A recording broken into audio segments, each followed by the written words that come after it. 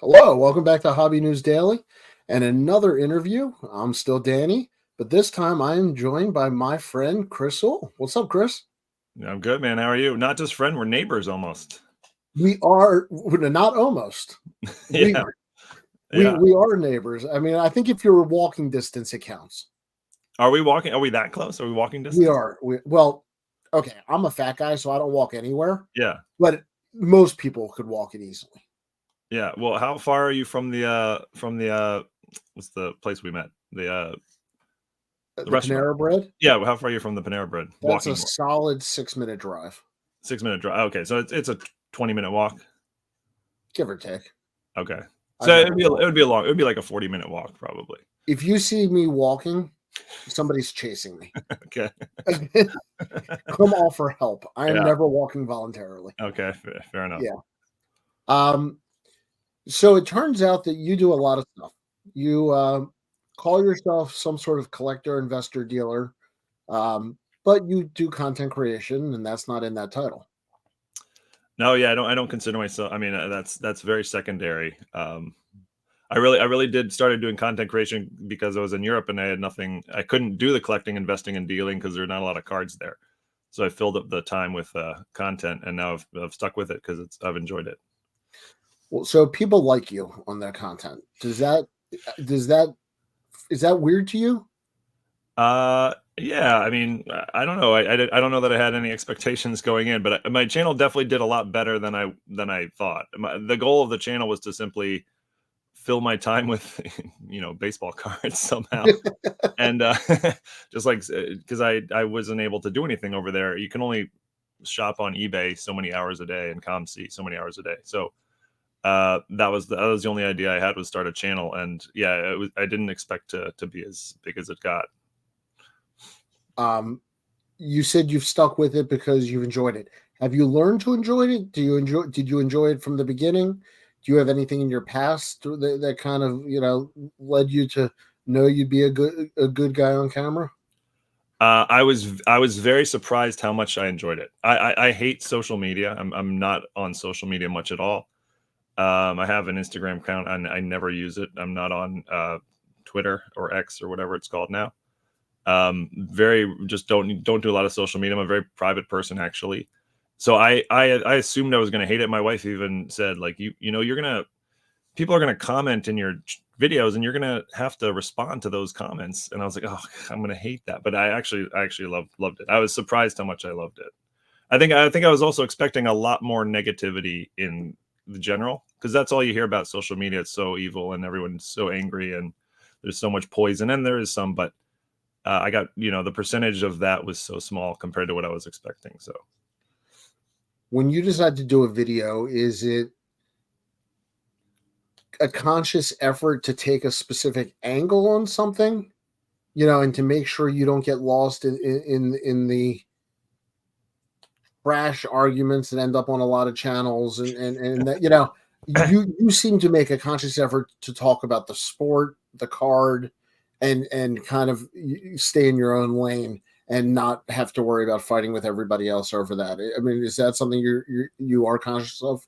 yeah, I don't know that I would say I'm conscious of that, but I think it's sort of uh my videos, especially early on and still now, like, took a long time to plan out. I planned them, hours to plan them, research them.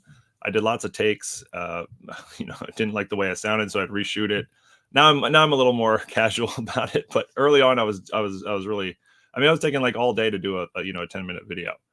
Wow. Um, but again, because I had the time, I didn't have cards to play with in Europe much. But so I don't know. I think probably that's helped me avoid controversy. I don't know if that's right or not, but just because I'm not out there, just spitballing much. I don't know if that's a part or not. No. I mean, I guess that's what I'm getting at is you don't find the need to have a hot take. You seem to make a conscious effort to focus on the cards. Yeah, well, that's because I mean, I have no interest in being a content creator. I have no interest. My goal is not to have a YouTube channel or be YouTube famous. That's not my goal. It never has been. It never will be. My goal is to play with baseball cards 50 hours a day and get paid to do it. That's my goal. And so I continue to do the YouTube channel because it actually supports that goal. And I really enjoy the YouTube channel, but it's not the goal. So like I'll continue to do YouTube as long as it supports that. But if YouTube got pulled from me, I would be upset, but I wouldn't be devastated. I was gonna ask, I think what you just touched on. Yeah. Does the YouTube channel and talk about what you do as much as you're comfortable, as you know, when you buy and sell and broker and um, what that does as a result of the YouTube channel for credibility, for education, how has that reaped, benefits or has it? No, yeah, no, it's been huge benefits, and it was not expected to be that. I did sort of find myself like a credible voice in the hobby at some point, which I was not expecting. And I would get emails like, "Hey, what do you think on this topic? We really want to hear from you." And that was very surprising. I never thought that was coming, but I've enjoyed that, and I do enjoy that. And yeah, in that sense, I've gotten some sort of credibility to it. But it's more that people are willing, more inclined to contact me if they have a collection to sell, or refer somebody else to me, and that's really what the real benefit to me of the channel has been. A lot of people have contacted me, and yeah, it's sort of broadened my web of collectors, investors, and dealers that I know. What is your perfect kind of daily job day away from content creation? Oh, Forget YouTube, forget all that for a second. yeah. Okay, so buying, selling, do you enjoy? Well, we always enjoy selling, but do you enjoy going into a collection and getting that excitement of going through it for the first time if it might be good, or is it finishing the transaction and the sale and and the work that went into it? What do you enjoy, and kind of how does your day go with that? Yeah, no, great question. I love the buying. That's super fun. I love the sorting. I actually probably love the sorting the most, which is funny because I don't know, most people are not that. Probably find the sorting the least fun. I enjoy. I want to just have a pile of cards and just sort them. Yeah, and going through a collection after you bought it the first time is very fun too. The selling is by far my least favorite. I don't enjoy selling. All I do is look for shortcuts to sell. Yeah, I use a lot of consignment companies and this sort of thing because I just don't enjoy it at all. To me, that part's a chore. So my ideal week would be on Monday. I go, I drive up to New York, buy a large collection, drive back, and then Tuesday I go through it for the first time, do the initial sort, find all the hidden gems and the goodies and the exciting things, and plan out what to do. And then Wednesday through Friday, I got a Star Wars movie on the background. I watch all 9 in a row while I'm sorting cards for 30 hours over the next 3 days. Yeah. Does that include the goldenrod card? Yeah. That's funny you say that. I just bought a collection yesterday with the goldenrod in it. Yeah. Google it, children. Google it. It's a good one. Yes. Okay. So I mean, it sounds like what everybody wants to do, but you don't wake up one day, decide to do this, and are able to pull it off. So No. what is your baseball card background actually? Work in a store, collect your whole life. Yeah. No. What's the Chris store? I go all the way back. 1988 was my first pack. It was an $88 pack. I became a collector throughout the 90s. I was obsessed with collecting cards. I was purely a collector. That's all. I didn't even know why anybody would ever sell a card. I guess I would trade, but And then I started working at a store from 96 to 98, 99. Worked at a card store for 3 years. The last year of which I basically ran. I didn't run it, but I was the guy who was there. I guess I did run it in a sense. But I mean, I had a boss, but I was there. 40 Did I see a picture of a young Chris with a hat backwards in a store somewhere? Yeah. Yeah. Okay. So yeah, so I was and then at some point I drifted off and did other things in the 2000s. I pursued a film career, which had some some degree of success, I guess. But then eventually came back to cards. Found it in by 2010 I was back in, and I've been a full-time dealer since about then. What is an average number of cards, not value? Do you have an average number of cards in a collection? I mean, or when you buy a collection, I know it could be one card, Yeah. but I mean, are you looking for a 50,000 card collection, or is it always quality over quantity no matter what? No, I like I like quantity too. Okay. I think that quantity is a lot harder to, or takes a lot more time, and you kind of need to be a little more nuanced, and you know what you're doing more. But you get to sort a lot more cards, and that's what the part of it I like. So I I like quantity, and it also comes with better margins. I mean, you got to put in a lot more work, but you generally get better margins on cheaper quantity stuff. So yeah, there's no size. I'll buy a one card collection or a million card collection plus. Yeah. And he means that because I sent him a referral for one card and he even paid for I five, which, yeah. which totally blew me away. Um, when and so much of this, we have a lot of similarities in our Yeah. lives, and we've had these conversations, and I Yeah. just love picking your brain, for somebody else who, quite frankly, you've been successful doing it. Uh, what would you say to somebody who wants to buy and sell and try to make it part of their income? You mean just like general advice getting started? Yeah, just general advice to somebody who watches your channel maybe and says, maybe I can supplement my income doing this. Maybe I'll put my toe in the water. What would be some advice? Yeah, I would. Well, almost an advice you could give to anything is just do it. Don't overthink it. Don't plan it. Just start doing it and understand you're going to make some mistakes at the beginning, and you will. And I certainly did. Bought a lot of way overpaid. That was my big mistake early on. I was overpaying for everything because I just didn't want to miss out on any collection. But that's good to make those mistakes. You'll learn from them, and then over time you'll just get better and better. And at some point, there won't be very many mistakes anymore, and that's when you can transition into more full time if that's what you're going for. It's a great industry to start as a part time thing, and then see if you can eventually transition into a full time thing. Because you don't need anything to part time it. You just need a few bucks to buy a collection or a card. What makes a good collection to buy? Uh, well, it's actually, so when somebody contacts me with a collection, it's almost more important the person than the collection, because the collection, I mean, the collection has to be something I want to buy, obviously, but much more important is if the person is credible and reasonable and has reasonable expectations and things like that. I mean, I've gotten calls for just room incredible collections that you would blow your mind, but the guy wants 120% of market. There's no deal there.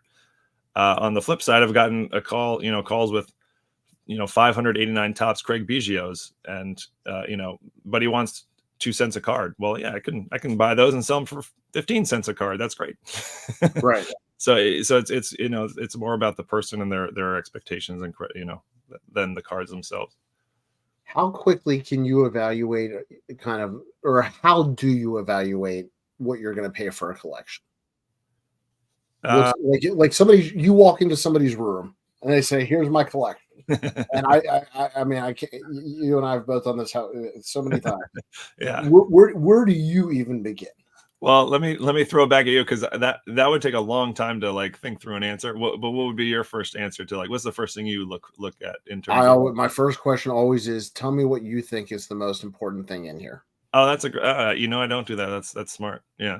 And then I hope to start chipping away, from there, Yeah. as opposed to you know Yeah. just starting to figure out what every box does. Yeah. No, I mean, I'm generally picking up an item that it's a box maybe, or an item, and I'm saying, okay, what would I pay for this? And sometimes you're really in a rush, so you got to just sort of make a general guess, but and then just sort of keeping a tally as I go. But no, I like your idea. Yeah, what's the best item? I mean, I obviously I'll get to that, or ask them eventually, something like that, if I can't find something. But yeah. Well, that's why I'm always curious, what they think the best item is. Yeah. And then it's funny. I would say 75% of the time, it's not the best item. Oh, interesting. Really? Like it's Uh, in terms of value, or are you talking about value? well, they'll think a good card. Let me make a 57 Aaron. Yeah. It's a great card, got a couple $100, not but maybe it's totally off center. It's really a little bit more of a beater than they realize. Yeah. But then they've got this perfect 10 Gwen rookie, Hmm. that they weren't even thinking of. Yeah. Um, and that might actually be worth more, Yeah. No, you good, know. good point. Yeah. And so I always like to know what they think, but it is fun to go through it and see if there's something that they had no idea or Yeah. uh, Yeah. For sure. For sure. Yeah. what eras. I know you like vintage, but what eras do you avoid junk wax, or will you mess with it?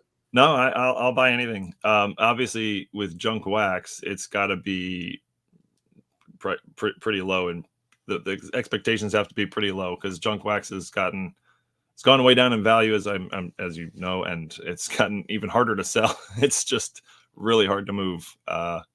You know, junk. Yeah, Yep. yeah. You got a bunch of junk wax in your closet there. No, but I got another referral for you. Okay. Yeah. No, I'm kidding.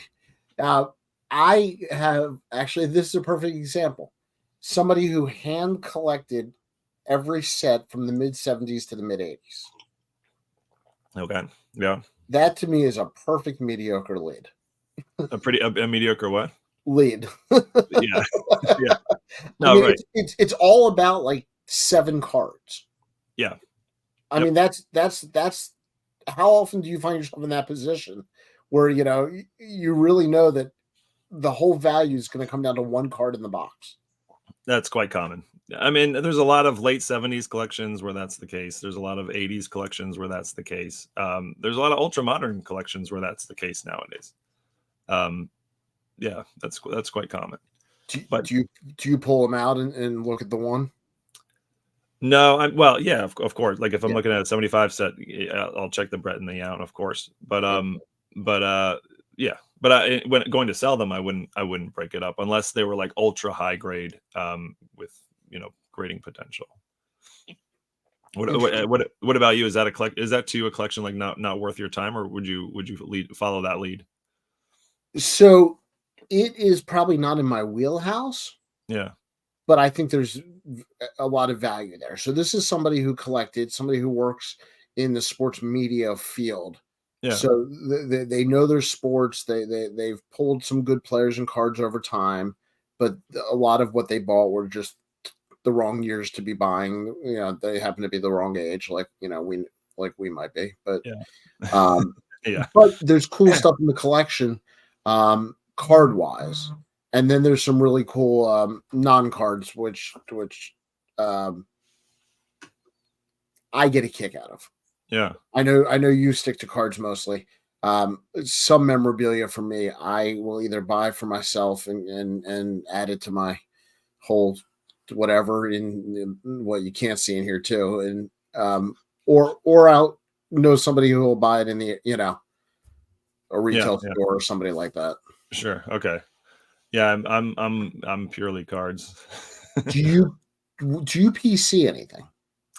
Very little. So I mean, I was a pure collector forever, and I mean, to me, the fun part of collecting is the sorting. So my dealing is kind of my collecting, if you will. So I don't actually need. I've never really desired to hold cards, but I mean, I got lots of cards. I was about to say, yeah.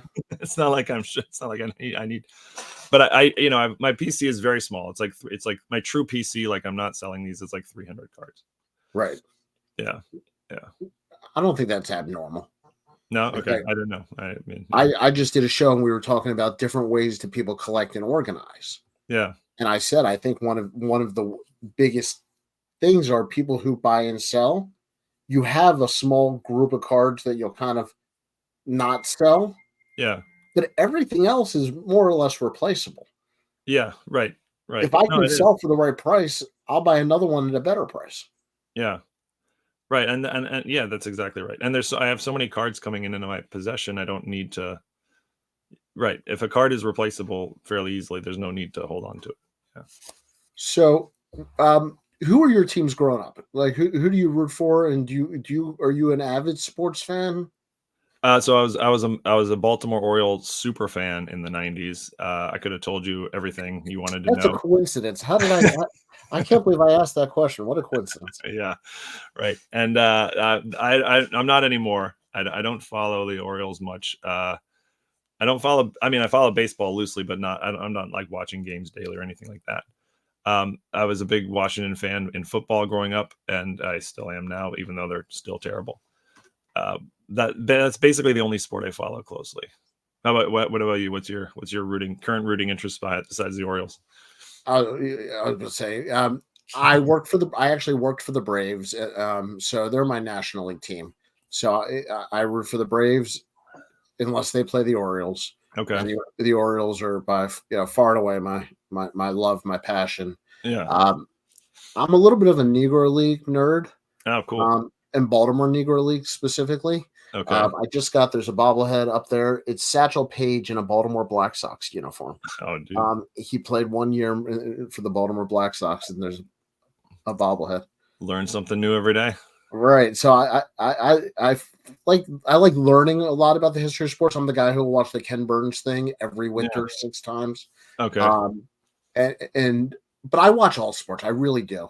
I'll watch NBA late night when I'm working. I love West Coast games. Yeah. Yeah, I follow everything. Diehard Ravens fan. Give me. I've missed family events for Ravens games. I Well, have no problem admitting that. they're looking good this season. Yeah. Oh yeah, no, I would miss big family events this year. Yeah. Yeah. Well, because since Washington's been so bad for so long, and the Ravens, I'm now living in Baltimore. I'm actually starting to pay a little attention to the Ravens as well. Are you? Nah, I mean barely. I don't want to. Oh, I got to get you a present. Oh yeah. Tell me there are playoff tickets. No, but it might be a little bit of a housewarming Ravens present for you. Okay. Yeah. My cousin, who's like one of my best friends, is a very big Raven fan. So we used to always fight about it, Ravens, Washington, but he would always win because they were the better team for the last 30 years or 20, I guess. I was about to say, since the Ravens came into the league, I think that Washington has not been good. So no. And we're heading on a long time. When do you think was Washington's last playoff win? It was Joe Gibbs' second time around. Oh wow! All right, that's right. That's exactly. I can't believe you knew that. Oh, but I guess you're sort of local. It's 2005. No, I'm a sports dork. Okay. Give me a Baltimore Orioles starting lineup in like 1991, roughly. See, I'm bad on years like that. So 89 was the whatnot team, or the why not team. So you had Randy Milligan at first. Milligan, good one. Yep. You would have had, back on that team, Bob Malacky, Jeff Ballard pitching, Craig Worthington at third. Sure. The Ripkins up the middle. Of course. Terry Kennedy catching? Oh no, he's more 80s. He was 80s. I think Chris Hoyles have been there by then. Hoyles and then Tettleton. Yeah, Tettleton first. Yeah. Yeah. And then the outfield was Finley. Before he got traded. Chico Martinez. I actually have a Cheeto Martinez top. Oh, Cheeto. I said Cheeto. Yeah, no. But my brother got me his Topps contract. Oh, cool. So somewhere I have his Topps contract. Oh, nice for cards. Okay. So, yeah. Joe Orsulak. Slack. Are you kidding? Yeah. Slack could hit. Yeah. Yeah. No, I mean, my first game was August 24th, 1983. 83. Oh, you said the World Series team. Yeah. Oh, so do you remember the World Series? I don't. I remember my first game because it was with the game Tibby Martinez picked off 3 Blue Jays in 1 inning. Okay. And my dad sat there smacking my head, just going, "Remember this, remember this, remember." And you did remember. And I did. I remember him smacking me. Your dad nailed it. He never laid a hand on me my whole life, except that day. Yeah. Okay. And so that I'm actually looking for the ticket for that game. I know one person that has one. Oh, you don't have yours. Okay. And he won't sell it to me. So if you have a ticket from the Baltimore Orioles against the Toronto Blue Jays, August 24th, 1983, get in touch with me or Chris. Yeah. I definitely want it. Yeah. Okay. Okay. Who are How's that? the 3 players the Orioles traded for Glenn Davis? Would you know that? Steve Finley, Pete Harnish, and And the best of the 3, maybe. Kurt Schilling. Yeah. Yeah. All right. I'm just drew a blank there. That's an easy one. Who are the 4 pitchers on the combined no hitter they had? Oh no. I'm not going to know that. I can picture the 91, the 92. I'm trying to think if I can do it. It's not Boddicker. Yeah. Milwaukee started, I thought. Okay, Milwaukee, and then he went 6 innings, and then 3 different relievers went 1 each. Mark Williamson. I wouldn't have got. Greg Olson, I thought closed it. Probably, yeah. And Mike Flanagan. No, I wouldn't have gotten. Oh, Flanagan was guessable. Yeah. Okay. So there you go. Nice, good stuff. All right. Well, Chris, you've been a gentleman. We've hit our end. Was this painless enough? Yeah, this is very painless. I would go on about the '90s Orioles all day if you want it. You have no idea what you just accepted. Tune in tomorrow when we do a 1-hour special on the '90s Orioles. We discussed the backup second baseman throughout the '90s of the Orioles. Tim Hewlett, or can we talk about the tragedy of Alan Wiggins? Alan Wiggins, that's before my time. What was the? Oh, right. So, okay, I'm much older than Chris, guys. No, you're a few years older. Alan Wiggins, we got from the Padres in the mid '80s. Yeah, he was supposed to be a superstar, like the next coming, like a Glenn Davis, but like it's at second base. Okay. Little thing, the Padres didn't tell the Orioles about his massive cocaine problem. Oh, yeah. And so Alan Wiggins burnt out and died. I didn't know this story at all. This is a mid-'80s story? Mid-'80s, ended up burning out, not playing well with the Orioles, and ended up dying of, I think, an OD. Oh, wow. I wouldn't have known any of that. So the San Diego Padres, playing some, as my friend John Newman would say, dirty pool metric. That's pretty dirty. Yeah. But that's like great. I can do random Oriole stories all day. Okay. Yeah. Well, next time I'm on, I'll bring some Oriole trivia for you. Yeah. You know what? I will say one of the funny things I talk about random stuff. Okay. The Bill Ripken era variations. Oh, how many do you have, including the saw cuts? So the saw cuts are in debate because PSA doesn't acknowledge them. I don't know that I acknowledge them either. I mean, they're obviously something. I don't know what the story is, or none of the grading companies acknowledge them. Right. Maybe Beckett does. Well, I'm sure HGA does, but that's another. Yeah, they'll color match the saw cut for you. They'll actually saw cut their slab for you. Killing HGA here, man. Not a fan, huh? Do they sponsor you or me? No. No, then we're good. Okay. Yeah. Well, thank you. Seriously. For those of you who have not ever checked it out, if there's anybody left who does not know, definitely check out Baseball Card Collector, Investor, Dealer. Chris, where else can people find you? You don't do social media. That's really it. I have an Instagram account, but I don't even know what it is. And occasionally a Panera. Yeah. If you're not bringing them Panera, I might be there too. I know you're private, but I'm gonna Panera out you. Okay, that's fine. Okay. Thank you to everybody else. We'll see you next time. Yeah. Thanks, man. Take care. Yep.